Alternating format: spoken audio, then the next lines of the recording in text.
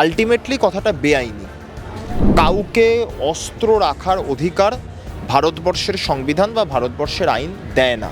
যদি কেউ অস্ত্র রাখেন সেটা আইনতভাবে বেআইনি, এটা করা যায় না, এটা নিয়ম বিরুদ্ধ। বিজেপির রাজ্য সভাপতি কে হবে সেই নিয়ে বিজেপির অন্দরে যথেষ্ট চর্চা আছে। কেউ বলছেন জ্যোতির্ময় সিং মাহাতো, কেউ বা বলছেন মহিলা মুখচাই, কেউ বা শ্রমিক ভট্টাচার্যের কথা বলছেন। এর মধ্যে যদি কোনোভাবে রাজ্যপাল তিনি কোনো একটা জায়গাতে, আবার সর্বভারতীয় সভাপতিও কে হবে সেটাও ঠিকঠাকভাবে বলা যাচ্ছে না।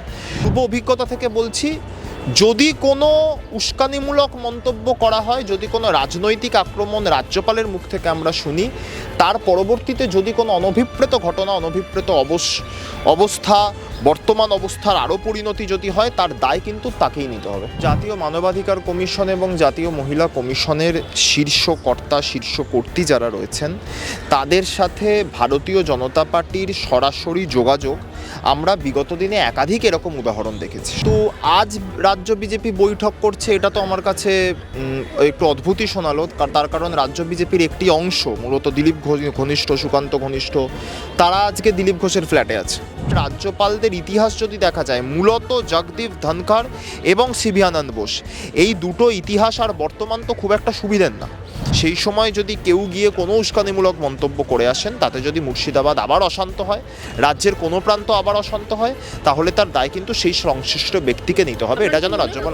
আমরা তো দেখেছি যে এই রাজ্যপাল সম্পর্কে শুভেন্দু অধিকারী রাজ্যের মাননীয় বিরোধী দলনেতা বলেছেন, ইনি এমন একজন রাজ্যপাল যিনি 355 বা 56 কোনো কিছুরই কথা বলেন না। তন্ত্রের যে সীমারেখা আছে সেই পরিধির মধ্যে থেকে যে ইলেকশন মেকানিজম, ইলেকশন মেশিনারি, সেটা তৃণমূল কংগ্রেসের নেতা কর্মী, বুথ স্তরের কর্মীরা বেটার বোঝেন। তার কারণ তৃণমূল কংগ্রেসে সেই মানুষগুলো রয়েছেন মাথার ওপর। শোভনদেব চট্টোপাধ্যায় হতে পারেন, সুব্রত বক্সী হতে পারেন, আবার অভিষেক বন্দ্যোপাধ্যায়, আর সবার মাথার ওপর মমতা বন্দ্যোপাধ্যায়, যারা দীর্ঘদিন ধরে বুথের রাজনীতি করেছেন। শুভেন্দু অধিকারী এর আগে বলেছিলেন যে সীমান্তবর্তী এলাকায় সুরক্ষার জন্য হিন্দুদের অস্ত্র রাখার অনুমতি দেওয়া হোক। সুকান্ত মজুমদারও ঠিক একই সুর মেলালেন। বাংলায় কি এই অবস্থা চলে এসেছে যে এখন হিন্দুদের অস্ত্র নিয়ে ঘরে রাখতে হবে, মানে আইন কোথাও হাতে নিয়ে নিতে হবে? আমি প্রথমে আপনাদের অনুরোধ করব যে কোনো কিছু শুরুটাই শুভেন্দু অধিকারীর নাম নিয়ে করবেন না, তাতে পুরোটাই খারাপ হয়। দ্বিতীয়ত হচ্ছে যে সুকান্ত মজুমদার একদিকে শুভেন্দু অধিকারীর কথায় কথা মেলাচ্ছেন, আবার আমরা জানতে পারছি যে এই যে রিঙ্কু মজুমদার, যার সাথে আজকে দিলীপ ঘোষ পরিণয়ে আবদ্ধ হচ্ছেন ইনফ্যাক্ট, তিনি সুকান্ত মজুমদারের ঘনিষ্ঠ, অত্যন্ত ঘনিষ্ঠ আত্মীয়া সুকান্ত মজুমদার, রিঙ্কু মজুমদার। সেটা নাকি দিলীপ ঘোষ সুকান্ত মজুমদারের এই ঘনিষ্ঠ আত্মীয়ার সাথে পরিণয় আবদ্ধ হচ্ছেন, যাতে দিলীপ ঘোষ আর সুকান্ত মজুমদারের সম্পর্কে কোনোদিন কোনো চিড় না ধরে। কারণ আমরা তো এটা দেখেছিলাম যে এই দিলীপ ঘোষই রাজ্য সভাপতি থাকাকালীন বিদায় সংবর্ধনার পর সুকান্ত মজুমদারের নাম রেকমেন্ড করেছিলেন তাদের সর্বভারতীয় নেতৃত্বের কাছে। এখন তারপরে আমরা কিন্তু এও দেখেছি যে দিলীপ ঘোষের সাথে সুকান্ত মজুমদারের শীতল সম্পর্কের কথাও শোনা গেছে। যাতে সেই অবকাশই না থাকে, এবং যে সুকান্ত মজুমদার বিদায় সংবর্ধনা পেয়ে গিয়েছেন রাজ্য সভাপতি হিসাবে, অর্থাৎ রাজ্য সভাপতি পরিবর্তন হবেই, সেই জায়গা যাতে কোনোভাবে শুভেন্দু অধিকারী না পায়, সেই কারণেই কিন্তু দিলীপ ঘোষের এই বিয়েটা জানতে পারছি। সূত্রের খবর, আপনাদেরও সূত্র থাকে, আমাদেরও কিছু সূত্র থাকে। ফলে কেন সুকান্ত মজুমদার শুভেন্দু অধিকারীর কথায় কথা মেলাচ্ছেন, এটা একটা প্রশ্নচিহ্নের মুখে। আর দ্বিতীয়ত হচ্ছে আলটিমেটলি কথাটা বেআইনি। কাউকে অস্ত্র রাখার অধিকার ভারতবর্ষের সংবিধান বা ভারতবর্ষের আইন দেয় না। যদি কেউ অস্ত্র রাখেন সেটা আইনতভাবে বেআইনি, এটা করা যায় না, এটা নিয়ম বিরুদ্ধ। এবং একই সাথে এমনটাও বলবো যে সীমান্তবর্তী এলাকা, যেটা রাজ্যের আন্ডারে, law and order state subject নিশ্চিতভাবে, কিন্তু সীমান্তবর্তী এলাকায় ভিনদেশ থেকে বর্ডার পার করে কারা আরেকটি দেশে ঢুকছেন, তার দায়িত্বে কিন্তু সংশ্লিষ্ট দেশের বর্ডার সিকিউরিটি ফোর্স। ভারতবর্ষেরও নির্দিষ্ট বর্ডার সিকিউরিটি ফোর্স আছে। আমরা বিশ্বাস করি যে বর্ডার সিকিউরিটি ফোর্স হোক, সিআইএসএফ হোক, সিআরপিএফ হোক, যে সমস্ত জওয়ানরা এই ফোর্সগুলোতে রয়েছেন, তারা প্রত্যেকে অত্যন্ত সক্ষম, দক্ষ এবং যোগ্য এই পর্যায়ে নিজেদেরকে প্রতিষ্ঠিত করার জন্য। কিন্তু একই সাথে এটাও আপনাকে বুঝতে হবে যে প্রতিটি ক্ষেত্রে, প্রত্যেকটা এজেন্সিতে, প্রতিটি কাজের মধ্যে 5%, 10% মানুষ থাকেন যারা অসৎ প্রক্রিয়া অবলম্বন করে দ্রুত পদোন্নতি চান, দ্রুত উপার্জন চান। ফলে তেমন বিএসএফও থাকতে পারে, আছে, কলকাতা পুলিশেও আছে, সিআইএসএফেও আছে, সিআরপিএফেও আছে।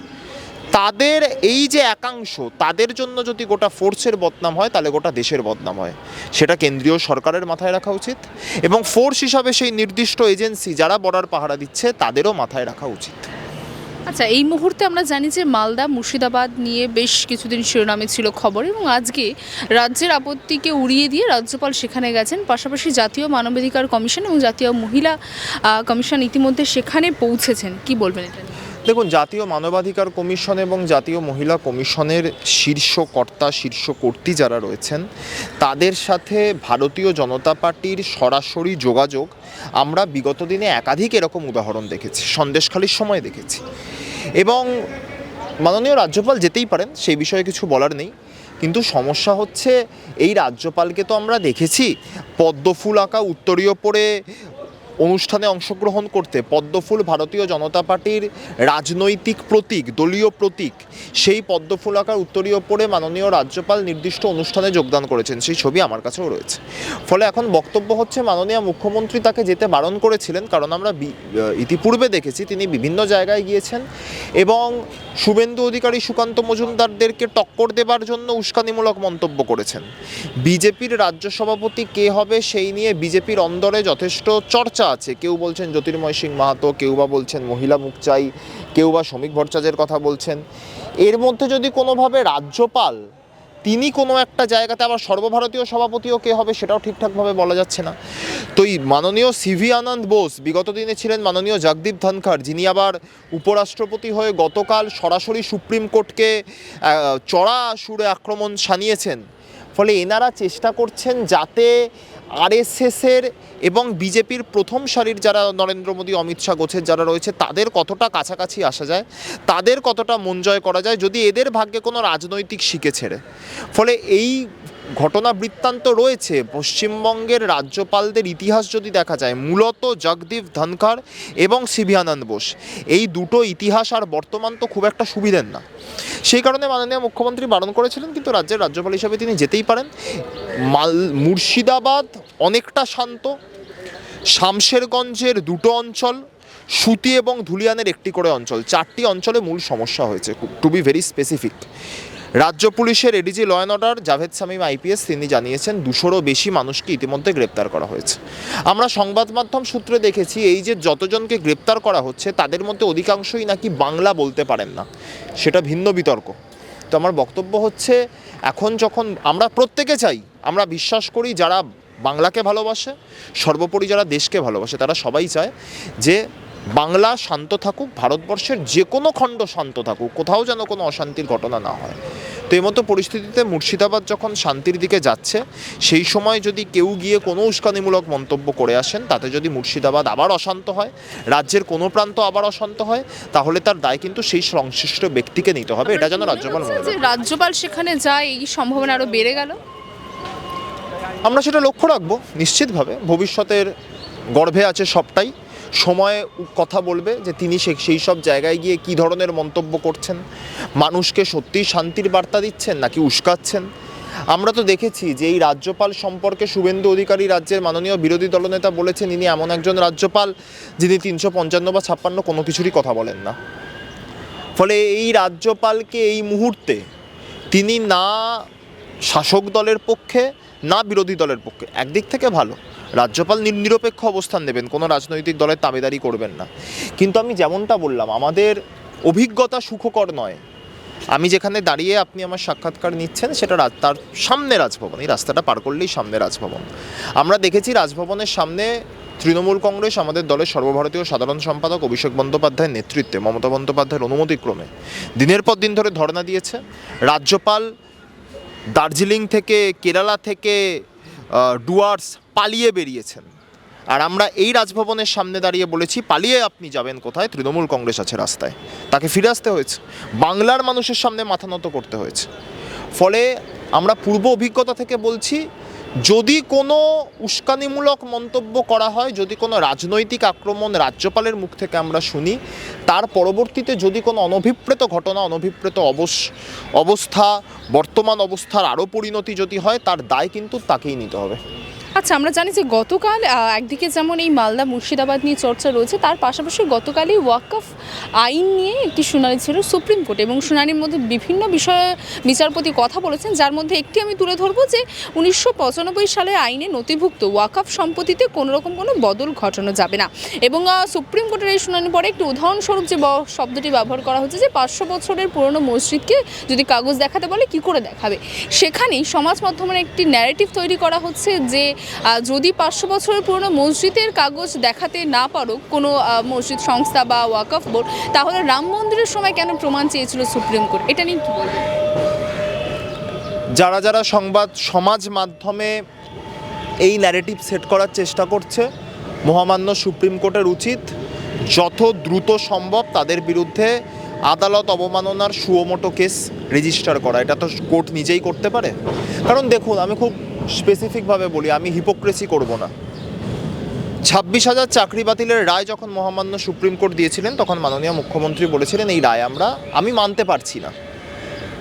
রায় মানতে পারছি না, এটা এক ধরনের কথা হতে পারে। একটি রায় মহামান্য সুপ্রিম কোর্ট দিয়েছে, দ্যাটস দ্য সুপ্রিম অথরিটি, সেই রায় আমি মানতে বাধ্য, কিন্তু আমার মনন সেই রায় মানতে পারছে না, সেটা অন্য কথা। আমি বাধ্য হয়ে মানছি, কিন্তু আমি যদি অনেস্টলি বলি আমি মানতে পারছি না, আমি সেটা মানুষের কাছে ক্লিয়ার করছি। কিন্তু কখনোই মমতা বন্দ্যোপাধ্যায় সুপ্রিম কোর্টকে উদ্দেশ্য করে বলেননি কোট আনকোট, যেটা মাননীয় উপরাষ্ট্রপতি ভারতবর্ষের জগদীপ ধনখড় বলেছেন, যে সুপ্রিম কোর্টের বিচারপতিরা নিজেদেরকে সুপারম্যান বলছেন। আমরা একটি প্রথম সারির যারা নিজেদেরকে এই অত্যন্ত এগিয়ে রাখা সংবাদ মাধ্যম বলে দাবি করে, সেই সংবাদ মাধ্যমের প্রতিবেদন দেখেছি, তাদের এক্সহ্যান্ডেল পোস্ট দেখেছি।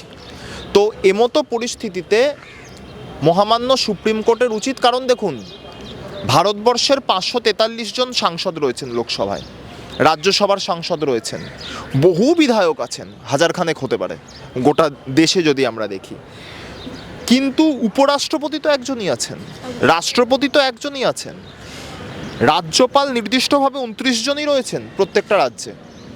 ফলে আমার মনে হয় যে এই ধরনের একটা স্ট্র্যাচার থেকে যদি আইনের ওপর আক্রমণ আসে, যিনি আবার নাকি নিজেকে আইনজীবী বলে দাবি করেন, আশা করি তিনি আইনজীবী, এত বড় স্ট্র্যাচারে থেকে নিশ্চয়ই কোনো মানুষ মিথ্যা বলবেন না। যাই হোক, একাধারে তিনি আইনজীবী, একাধারে তিনি নাকি আবার কৃষক পরিবারের সন্তান, যাই হোক, তা আমার মনে হয়, আমি একজন রাজনীতির ছাত্র এবং আইনের ছাত্র হিসাবে মনে করি মহামান্য সুপ্রিম কোর্টের উচিত এই ঘটনাগুলোকে একত্রিত করে স্বতঃপ্রণোদিত মামলা রুজু করা। কারণ স্বতঃপ্রণোদিত মামলা রুজু যদি না হয়, তাহলে কিন্তু আদালত অবমাননা যে নির্দিষ্ট মামলা তার শুনানি করা যায় না। এটা কোর্টের প্রেরোগেটিভ, কোর্টের জুরিসডিকশন যে তারা কি করবে। এবং একই সাথে আমাদের প্রশ্ন থাকবে, সিপিআইএমের রাজ্যসভার সাংসদ যদিও আর বেশি দিন নেই, আর হতেও পারবেন না, যাই হোক, মাননীয় বিকাশ রঞ্জন ভট্টাচার্যের কাছে, যে তিনি বলেছিলেন যে মাননীয় মুখ্যমন্ত্রী যদি সুপ্রিম কোর্টের আইন ভেঙে এই যে শিক্ষকরা এখানে ধর্ণা দিচ্ছে তাদেরকে চাকরি করার অনুমতি দেন, তাহলে তিনি আদালত অবমাননার জন্য সুপ্রিম কোর্টে যাবেন। দেশের উপরাষ্ট্রপতি জগদীপ ধনখড় সুপ্রিম কোর্টের বিচারপতিদের হুঁশিয়ারি দিচ্ছেন যে আপনি কোনো রাজ্যপাল বা বিশেষত রাষ্ট্রপতিকে নির্দেশ দিতে পারেন না। কেন? রাষ্ট্রপতি আইনের ঊর্ধ্বে? আমরা তো ছোটোবেলা থেকে পড়ে এসেছি, আপনিও পড়েছেন, আমিও পড়েছি, যে ভারতবর্ষে আইনের ঊর্ধ্বে কেউ নয়, রাষ্ট্রপতিও নন, প্রধানমন্ত্রীও নন, সুপ্রিম কোর্টের বিচারপতিও নন। তাহলে আইনের ঊর্ধ্বে যদি কেউ না হয়, তাহলে আইনের সর্বোচ্চ স্তরে বসে কেউ কেন দেশের রাষ্ট্রপতিকে কোনো নির্দেশ দিতে পারেন না? ভারতীয় সংবিধানের 142 নম্বর অনুচ্ছেদ রয়েছে, 142 নম্বর ধারা তো রয়েছে, তো সেটার প্রয়োগ তো সুপ্রিম কোর্ট চাইলে করতেই পারে, সেই প্রয়োগই করা হয়েছে। এর বিরুদ্ধে দ্রুততার সাথে, যাতে ভারতবর্ষের মানুষ যারা ভারতবর্ষের আইন সংবিধান এগুলো মান্যতা দিয়ে জীবন ধারণ করেন,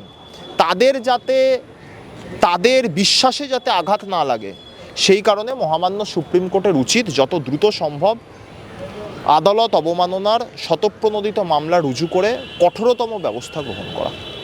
আচ্ছা, ইতিমধ্যে একটু একদম শেষ প্রশ্ন যাব এবং অন্য প্রসঙ্গে, আজকে বঙ্গ বিজেপিতে ইতিমধ্যে একটি বৈঠক চলছে বেশ গুরুত্বপূর্ণ, এবং সেখানে যেটা জল্পনা চলছে যে এবার আর শহর নয়, চিন্তা রয়েছে গ্রাম নিয়ে, গ্রামের দূরত্ব ঘোচাতে হবে, তার জন্য নিতে হবে কর্মসূচি, কারণ গ্রাম বস্তি না জিতলে বঙ্গ বিজয় হবে না। এবার রুটিন মেনে শহর থেকে গ্রামের সময় কাটাবেন পদ্মের বিশিষ্ট নেতা নেত্রীরা। আপনাদের কি মনে হয় এই কর্মসূচি ফলদায়ক হবে 26-এর নির্বাচনে? দেখুন, ভিন্ন রাজনৈতিক দলের কর্মসূচি, তারা কি কর্মসূচি নেবে সেটা ব্যক্তিগত, মানে তাদের দলগত ব্যাপার, ব্যক্তিগত না। আমার পাঁঠা আমি আগা থেকে কাটবো না গোড়া থেকে মারবো, সেটা আমার ব্যাপার। বিজেপির ক্ষেত্রেও তাই। কিন্তু আজ রাজ্য বিজেপি বৈঠক করছে, এটা তো আমার কাছে একটু অদ্ভুতই শোনালো। তার কারণ রাজ্য বিজেপির একটি অংশ, মূলত দিলীপ ঘনিষ্ঠ, সুকান্ত ঘনিষ্ঠ, তারা আজকে দিলীপ ঘোষের ফ্ল্যাটে আছে। সেখানে দিলীপ ঘোষ পরিণয় আবদ্ধ হতে চলেছেন, যাই হোক। আবার একটি অংশ শুভেন্দু অধিকারী, সজল ঘোষ কিংবা অর্জুন সিংরা, যারা শুনছি নাকি ইনভিটেশন পাননি, তাদের মধ্যে নাকি তথাগত রায়ও আছেন আমন্ত্রণ না পাবার তালিকায়, তারা যদি আলাদা কোনো বৈঠক করেন সেই বিষয় বলতে পারবো না। কিন্তু আমার মনে হয় যে বিজেপিকে দু তিনটি বিষয় থেকে, আমার ব্যক্তিগতভাবে মনে হয় যে বিজেপিকে দু তিনটি বিষয় থেকে সরে আসতে হবে। তার মধ্যে অন্যতম হচ্ছে, বিজেপির নেতারা বলে থাকেন যে আমরা বাংলা দখল করব।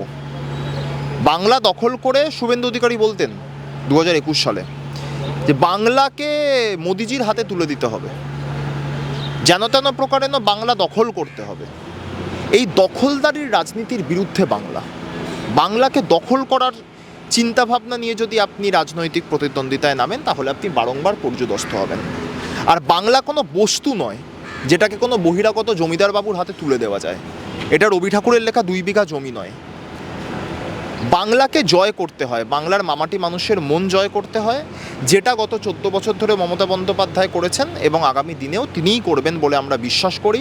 গ্রাম বাংলার মানুষ মমতা বন্দ্যোপাধ্যায়ের সাথে রয়েছেন। যেখানে তৃণমূল কংগ্রেসের কোথাও কোনো সাংগঠনিক দুর্বলতা এখনও থেকে গেছে, কোথাও হয়তো একদম নিচু স্তরে বা কোনো জনপ্রতিনিধি তাদের ওপর মানুষের বীতশ্রদ্ধতা রয়েছে, সেগুলো নিশ্চিতভাবে দলনেত্রী হিসাবে মমতা বন্দ্যোপাধ্যায় দেখবেন।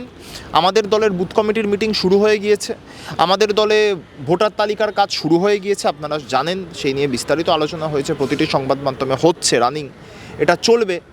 এবং আমার বিশ্বাস যে আত্মবিশ্বাসী আমরা যে বিজেপির থেকে নির্দিষ্টভাবে ইলেকশন মেশিনারি, নির্বাচনের দিনের যে মেকানিজম, গণতান্ত্রিক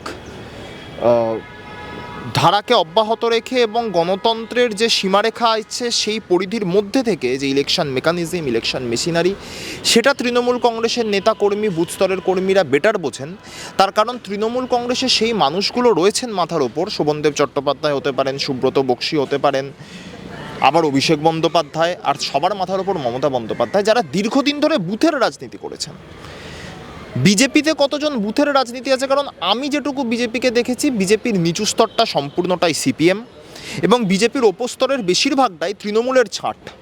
ফলে এখানে যারা প্রকৃত বিজেপি, তারা ব্রাত্য, তাদের ক্ষোভ, বীতশ্রদ্ধতা বিজেপিকে প্রতিটি নির্বাচনে কুফলের দিকে নিয়ে যাচ্ছে, আগামী দিনেও তাই নিয়ে যাবে। যদি ভালো ফল করতে হয় তাহলে আপনাদের পুরনো নেতাদেরকে নিয়ে আসুন, এটুকুই সাজেশন দিতে পারি একজন রাজনৈতিক সহযোদ্ধা হিসাবে। তাতে হয়তো আপনারা আপনাদের অভীষ্ট লক্ষ্যে পৌঁছাতে পারবেন না, কিন্তু একটা সম্মানজনক, অন্তত হয়তো এই 2021 সালে যে ফলটি করেছিলেন সেই ফল অবধি থাকলেন।